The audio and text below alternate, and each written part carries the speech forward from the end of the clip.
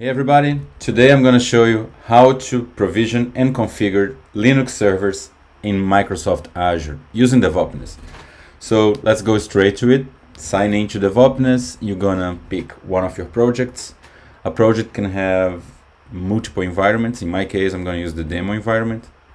If you access the list of servers, you might not have any yet. In my case, I already have a Google Cloud server here, but since I recently got free credits from Microsoft Azure, that's the one that I'm gonna use. So I'm gonna create a new server. You select Azure.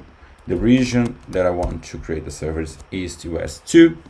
I need at least 4 gigabytes of memory in my server. This one is the cheapest with 4 gigabytes of memory. And that's it. Click next and click confirm. Let's wait a minute as DevOpness does its magic. After just a few minutes, our server is now provisioned. DevOpness also configured firewall, security groups, and security rules. Configured the Linux operating system, applied latest security patches, installed Nginx, and configured the virtual host.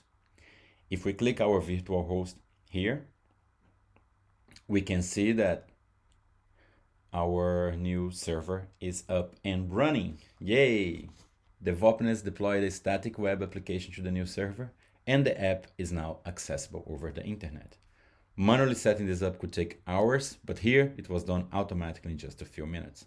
That's it. For more DevOps happiness, sign up now for a free account.